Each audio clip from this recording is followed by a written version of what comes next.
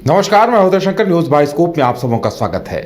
सवाल बड़ा यह है कि क्या कांग्रेस अपने उम्मीदवारों के नामों की घोषणा करेगी, क्योंकि कई सीट हाई प्रोफाइल सीट हो चुके हैं और वहां बेसब्री से जनता को इंतजार इस बात का है कि इंडी महागठबंधन से प्रत्याशी कौन होगा। रांची सीट तो है ही, साथ ही सबसे बड़ा सवाल धनबाद को लेकर खड़ा हो रहा है। उसके साथ ही साथ गोड्डा और जमशेदपुर को लेकर भी सवाल खड़े हो रहे हैं। चतरा को लेकर भी ये सवाल सामने है कि आखिर कांग्रेस अब वहां क्या करेगी। अगर बात की जाए धनबाद सीट की, तो धनबाद सीट को लेकर अब कहा यह जा रहा है कि पहले कोशिश ये हो रही थी कि अगर एक पीएन सिंह का टिकट कट गया है तो कहीं ना कहीं कांग्रेस इस कोशिश में थी कि पीएन सिंह की जगह किसी राजपूत उम्मीदवार को, फॉरवर्ड उम्मीदवार को टिकट दिया जाए। लेकिन अब यह कहा जा रहा है कि चूंकि बीजेपी ने वहां ओबीसी कार्ड खेल दिया है, ढुल्लू महतो को मैदान में उतार दिया है, तो कांग्रेस भी अब जलेश्वर महतो को धनबाद लोकसभा सीट से उम्मीदवार बना सकती है। वहीं गोड्डा और इन तमाम जगहों को लेकर बातचीत हो रही है। पहले नाम यह आ रहा था कि अनूप सिंह की पत्नी अनुपमा सिंह या उनके भाई गौरव सिंह को उम्मीदवार बनाया जा सकता है, क्योंकि गौरव सिंह भी यूथ कांग्रेस से लंबे अरसे से जुड़े रहे हैं और राजपूत समाज से आते हैं। ऐसे में कहीं ना कहीं कोशिश इस बात को लेकर की जा रही थी कि राजपूत समुदाय के उम्मीदवार को टिकट देकर बीजेपी के प्रति राजपूतों का जो गुस्सा है उसे भुनाया जा सके और एक अच्छा खासा समर्थन जुटाया जा सके। लेकिन अब ऐसा लग रहा है कि कांग्रेस भी इस उलझन में फंस गई है कि राजपूत उम्मीदवार को दें या फिर ढुल्लू महतो के मुकाबले फिर महतो उम्मीदवार को ही उतारा जाए। ज्यादा जानकारी के लिए हमारे साथ इस वक्त हमारे साथ करिश्मा जुड़ी हुई है। करिश्मा, देखिए, ये बात की जानकारी मिल रही कि कांग्रेस इसी बात पर मंथन कर रही है कि राजपूत उम्मीदवार को उतारकर जो गुस्सा है उसे भुनाया जाए, या फिर चूंकि ढुल्लू महतो मैदान में है तो किसी ओबीसी उम्मीदवार जलेश्वर महतो को उतारा जाए, क्योंकि जलेश्वर महतो पहले से ही ढुल्लू महतो के कामों की आलोचना करते रहे हैं और दोनों में कई बार आमने सामने की, एक तरह से कहा जा सकता है कि शुरू से ही एक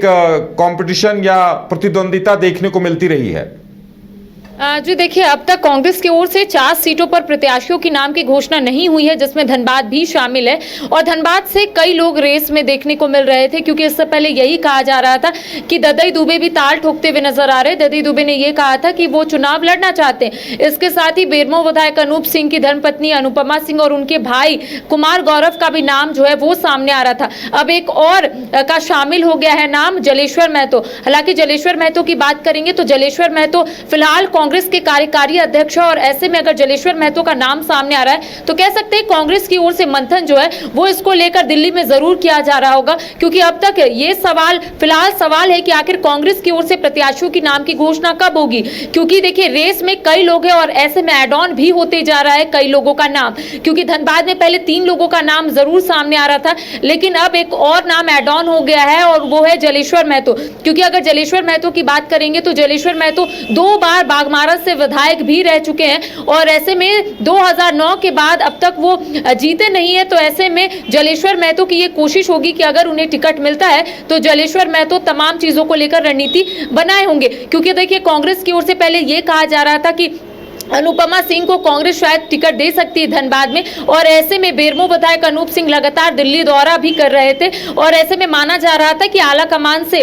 विधायक जो बेरमो के हैं अनूप सिंह वो मुलाकात किए थे। लेकिन अब देखिए अगर गोड्डा की बात करेंगे तो गोड्डा में भी लगातार 3 लोगों का जिक्र जो है वो हो रहा है और अब ये कहा जा रहा है कि फुरकान अंसारी रेस में आगे है। और बीच में ये खबरें आ रही थी कि शायद प्रदीप यादव को कांग्रेस की ओर से टिकट मिल सकता है, क्योंकि महागामा विधायक दीपिका पांडे सिंह भी रेस में। तो कांग्रेस की ओर से मंथन किया जा रहा है कि आखिर कांग्रेस किसे इस बार टिकट देगी, क्योंकि 4 सीटों पर अब तक प्रत्याशियों के नाम की घोषणा नहीं हुई है। तो सवाल ये उठता है कि अगर कई लोग रेस में है तो कांग्रेस आखिर किसे आगे करेगी। क्योंकि अगर धनबाद की बात करेंगे तो धनबाद हॉट सीट बनता जा रहा है, क्योंकि हाल ही के दिनों में निर्दलीय विधायक सरयू राय की जब से एंट्री हुई है तब से यही माना जा रहा था कि अगर कांग्रेस का सपोर्ट सरयू राय को मिलेगा तो जरूर सरयू राय निर्दलीय चुनाव लड़ सकते हैं धनबाद में। हालांकि ये बात अब खत्म हो गया है, लेकिन ये कहा जा रहा था कि सरयू राय शायद नवरात्रि के बाद इसकी आधिकारिक घोषणा कर देंगे कि वो निर्दलीय चुनाव लड़ेंगे या फिर नहीं लड़ेंगे धनबाद से। तो कह सकते हैं कि कई जगहों पर पेच जो है फंसता हुआ नजर आ रहा है। चतरा में भी बिल्कुल वैसा ही नजारा देखने को मिल रहा है जो बिहार में देखने को मिल रहा था, जहां पर यह कहा जा रहा था कि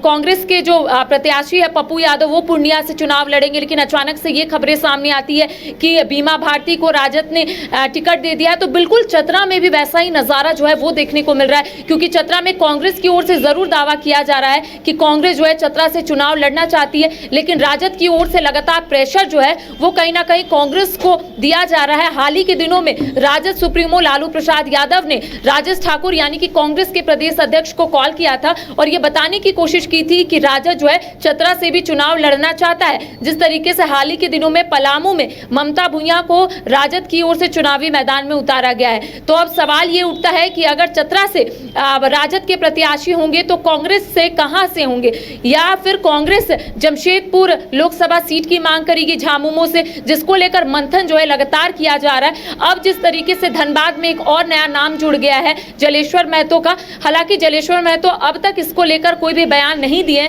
लेकिन माना जा रहा है क्योंकि झुल्लू महतो जब से चुनावी मैदान में उतरे यानी कि बीजेपी की ओर से उन्हें चुनावी मैदान में उतारा गया है, तब से विरोध के स्वर जो है वो कहीं ना कहीं धनबाद में देखने को मिल रहे हैं। हाल ही के दिनों में जिस तरीके से निर्दलीय विधायक सरयू राय धनबाद जाते हैं और वहां पर कहीं ना कहीं विरोध करते हैं, और कई लोगों का, स्थानीय लोगों का ये भी कहना होता है कि झुल्लू महतो को भारतीय जनता पार्टी ने आखिर चुनावी मैदान में क्यों उतारा, तो कई सवाल उठ रहे थे। अब देखिए सभी की निगाहें टिकी हुई है उदय की आखिर कांग्रेस की ओर से प्रत्याशियों की नाम की घोषणा कब होगी, क्योंकि लगातार दिल्ली में बैठक चल रही है, झारखंड के कई बड़े दिग्गज नेता जो है वो दिल्ली में है, लेकिन अब तक कांग्रेस की ओर से अगर प्रत्याशियों की नाम की घोषणा नहीं हो रही है तो कहीं ना कहीं पेच जो है वो फंसता हुआ नजर आ रहा है और फिलहाल कांग्रेस उसे सुलझाने में लगी हुई है। जी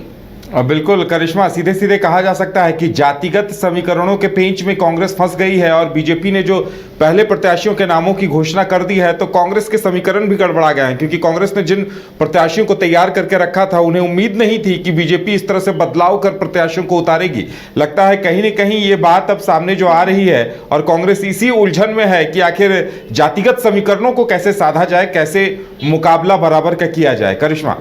जो देखिए कांग्रेस की ओर से सही में ये खबरें भी सामने आ रही है कि जातिगत समीकरण में फिलहाल कांग्रेस जो है वो फंसती हुई नजर आ रही है, क्योंकि बीजेपी हो या फिर राजसू हो, इन दोनों की ओर से सभी सीटों पर प्रत्याशियों की नाम की घोषणा हो गई थी और तभी से ये माना जा रहा था कि शायद कांग्रेस अपने प्रत्याशियों की नाम की घोषणा कर देगी, लेकिन ऐसा देखने को नहीं मिला। अब तक 4 सीट बचे हुए हैं और 4 सीटों पर अब तक प्रत्याशियों की नाम की घोषणा नहीं हुई है, क्योंकि बीजेपी की ओर से पहले ही प्रत्याशियों की नाम की घोषणा हो गई थी, तो कहीं ना कहीं कांग्रेस में वो प्रेशर जो है वो देखने को मिल रहा है। चाहे धनबाद की बात कर लेंगे या फिर अन्य जो सीट पर कांग्रेस ने अब तक प्रत्याशियों के नाम की घोषणा नहीं की है, क्योंकि जब से धनबाद में बीजेपी की ओर से झुल्लू महतो को उतारा गया चुनावी मैदान में, कहीं ना कहीं कांग्रेस